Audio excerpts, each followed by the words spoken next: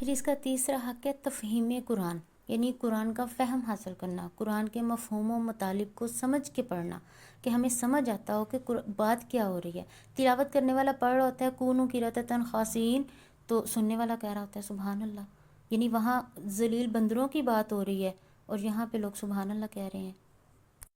یہ قرآن کیا ہے؟ نبی صلی اللہ علیہ وسلم کے ذریعے ہمارے نام ایک خط ہے، رب کا پیغام ہے، تو اس پیغام کو پڑھنا آنا چاہیے نا، سمجھنا آنا چاہیے نا۔ بتائیں آپ کے نام کوئی خط آئے ایمبیسی سے اور وہ آپ کی زبان میں نہ ہو، آپ اس زبان کو جانتے بھی نہ ہوں، تو کیا اس کو چوم کے رکھ دیں گے یا اتنی دیر تک مطمئن نہیں ہوں گے جب تک اس کے معنی معلوم نہ کر سکیں؟ آپ کہیں گے نا کہ خبر کروں، پتہ کروں کہ کوئی خیر کی خبر ہے یا دکھ کی، دیکھنا چاہتے ہیں نا کہ ہر کوئی کہ میرے نام پیغام کیا ہے۔ تب تک آپ مطمئن نہیں ہوتے جب تک اس شخص کے ہاں نہ لے جائیں جو اس کی زبان سے آشنا ہو، جو یہ رب کا جو خط ہے یہ بھی ہمارے نام ہے نا، تو اس سے بھی تو ہمیں آشنا ہونا ہے۔ کیا ہے کہ اسی قرآن میں اللہ تعالیٰ نے اتنی خوشخبریاں دی ہیں، اتنے آسان جو ہیں وہ کامیابیوں کے راز اس قرآن پاک میں موجود ہیں، لیکن کیا ہے کہ اس قرآن کو بند ہے، ہم اس کو پڑھتے بھی نہیں، سمجھتے نہیں ہیں، لیکن کامیابیاں ہم یوٹیوب جو ہے وہ بھرا پڑا کامیابیوں کے راز بتانے سے۔ بتائیں آج تک کتنے لوگ ان کو فالو کر کے کامیاب ہوئے ہیں۔ اس قرآن کو ایک دفعہ پڑھ کے دیکھیں، جو کامیابیوں کے راز یہ قرآن بتا رہا ہے وہ آپ کو کہیں نہیں ملیں گے۔ اس لیے باہر نہیں تلاش کریں کامیابیوں کے راز، کاروبار چلانے ہیں نا، پیسہ چاہیے نا، عزت چاہیے نا، ناموری چاہیے نا، جو بھی چاہیے یہ قرآن نے آپ کو سب کچھ بتایا ہے کیسے لینا ہے۔ آپ کو سکون چاہیے نا، اس قرآن میں ساری ٹپس موجود ہیں، سب کچھ قرآن پاک نے گائیڈ کیا ہوا ہے کہ آپ کی زندگی میں کیا کیا مرحلے آئیں گے، کیسے کیسے مشکلات آئیں گی، کیسے کیسے ان کے حل نکالنے ہیں، سب کچھ اس قرآن پاک میں موجود ہے۔ لیکن کیا کرتے ہیں ہم کہ اس قرآن سے نہیں، ہم باہر اس کے حل تلاش کر رہے ہوتے ہیں۔ تو خدا را اس قرآن کو کھولیں، اس میسج کو دیکھیں، یہ آپ کے لیے ہے۔ آپ پڑھ کے تو دیکھیں، آپ کو لگے گا کہ میں اتنے سال کہاں گزار دی، میں نے اتنے سال ضائع کر دیے، میں تو بھائی لوگوں سے پوچھتی پھر رہی ہوں کہ مجھے کامیابی چاہیے، مجھے عزت چاہیے، مجھے جو بھی چاہیے میں لوگوں سے ڈھونڈتی پھر رہی ہوں، آپ کو کہیں نہیں ملنے والا۔ آئیں قرآن کھولیں، اس کو دیکھیں قرآن کیا کہتا ہے۔ کہا جاتا ہے کہ ایک بڑھیا خاتون تھی، اس کا بیٹا بیرون ملک گیا ہوا تھا اور وہ پیچھے اکیلی رہتی تھی گھر میں، اور وہ بیمار ہو گئی۔ لیکن کیا تھا کہ اس کا بیٹا اس کو خط بھیجتا رہا، لفافے بھیجتا رہا، بیچ میں وہ پیسے بھیجتا رہا اس کے اکاؤنٹ میں، لیکن کیا تھا کہ اس کو پڑھنا نہیں آتا تھا، اور اس نے زحمت بھی نہیں کی کہ وہ کسی سے کہہ کے دیکھ لے کہ میرے بیٹے نے کیا بھیجا ہے۔ کیا کرتی تھی، جب بھی اس کا خط آتا تھا اس کو چومتی تھی، چاٹتی تھی، سینے سے لگاتی تھی اور سنبھال کے رکھ دیتی تھی کہ میرے پتر کا خط آیا۔ لیکن کیا ہوا کہ اس بیماری نے ایسا غلبہ پایا کہ اسی بیماری میں ہی وہ ہلاک ہو گئی۔ لیکن کیا تھا کہ وہ اپنا علاج نہ کروا سکی، اس خط میں اس کے علاج موجود تھا، اس کے بیٹے نے پیسے بھیجے تھے، لیکن ان لفافوں میں اپنے پیسے کا میسج موجود تھا، لیکن کیا تھا کہ موجود ہونے کے باوجود وہ علاج نہ کروا سکی کیونکہ لا علم تھی، اس کو پڑھنا نہیں آتا تھا، اس نے پڑھایا بھی نہیں کسی سے، لیکن وہ ایسے ہی دنیا سے چلی گئی۔ آج ہمارے ساتھ بھی ایسا ہی ہوتا ہے، ہم بھی ایسا ہی کرتے ہیں کہ اس قرآن پاک میں ہماری شفا موجود ہے، اس قرآن پاک میں ہماری ہر مسئلے کا حل موجود ہے، ہمارے ہر بیماری کا علاج ہے، لیکن کیا ہے کہ ہم اس کو کھول کے دیکھتے ہی نہیں، ہم نے اس کو سمجھنے کی کوشش ہی نہیں کی۔ ہم بھی ایسے ہی مر جائیں گے، ہم بھی ایسے ہی تکلیفوں میں دو چار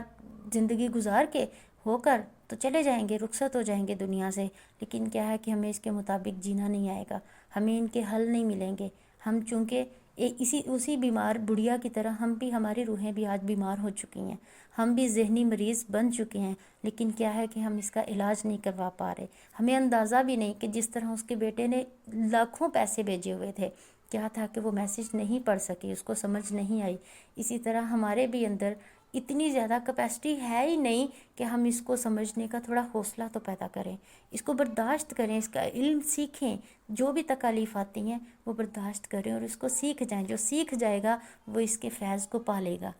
اور پھر کچھ لوگ کیا کرتے ہیں کہ دو چار مسئلے پوچھ کے نا ضروری علماء سے، تو اسی پر زندگی گزارنے کو کافی سمجھتے ہیں، اکتفا کر بیٹھتے ہیں، وہ سمجھتے ہیں کہ بس ضروری مسئلے پوچھ لو، ہمیں سیکھنے کی ضرورت نہیں ہے، بس جو بھی مسئلہ پیش آیا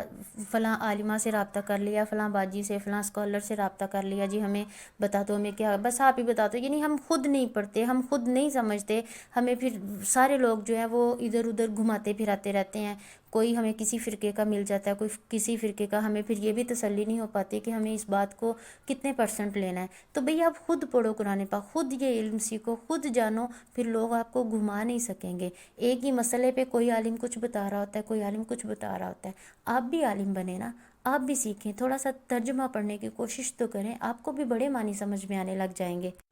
پوچھیں ضرور علماء سے، کنفرم کریں، لیکن یہ ہے کہ ساتھ خود بھی کوشش کریں پڑھنے کی، تاکہ آپ صحیح اور غلط میں فرق تو کم از کم واضح کر سکیں۔ پھر ایک اور المیہ کیا ہے کہ کچھ لوگ بغیر سوچے سمجھے اسی قرآن میں سے وظائف نکال کے ڈھونڈ لیتے ہیں اور شروع کر دیتے ہیں بتانے اور پڑھنے۔ یعنی وہ چیزیں جب معنی کا پتہ ہوگا تو آپ کو پتہ ہوگا کہ میں اس آیت میں کیا بات ہو رہی ہے اور مجھے کس لحاظ سے یہ وظیفہ کرنا ہے۔ مطلب مثلاً بات ہے نا، وہ سورۃ نوح میں آتا ہے نا کہ حضرت نوح علیہ السلام نے وہ دن رات فرداً فرداً اور اجتماعاً اور ہر طرح سے جو تھی وہ تبلیغ کی اور لوگوں سے کہا کہ تم استغفار کرو، اللہ تعالیٰ تمہارے لیے جو ہے وہ آسانیاں کرے گا، تمہیں بیٹوں سے نوازے گا، تمہیں مالدار کرے گا، یعنی وہ سارے جو ہیں وہ فوائد بتائے۔ تو لوگ کیا کرتے ہیں، لوگ وظیفہ بتا دیتے ہیں کہ یہ والی آیتیں پڑھو اور تم مالا مال ہو جاؤ گے، یا یہ والی آیتیں پڑھو تمہیں اللہ تعالیٰ بیٹے دے گا۔ بھئی وہ آیتیں پڑھنے سے نہیں بیٹے ملنے والے، وہ آیتیں پڑھنے سے نہیں آپ کے حالات بدلنے والے۔ ان آیتوں میں لکھا ہوا ہے کہ استغفار کرو تو اللہ یہ دے گا۔ یہ ایسے ہی ہے نا، جیسے میں کہتی ہوں تم پانی مانگو تمہیں پانی ملے گا، ٹھیک ہے؟ تو اب مانگنے والے کو کیا مانگنا چاہیے؟ پانی مانگنا چاہیے نا۔ مثلا آپ کو پیاس لگی ہے، میں آپ سے کہتی ہوں تم پانی مانگو، تمہیں پانی دیا جائے گا، تو تم اب کہتی رہو تم پانی مانگو تمہیں پانی دیا جائے گا، تم پانی مانگو تمہیں پانی ملے گا، تم پانی مانگو تمہیں پانی ملے گا۔ بھئی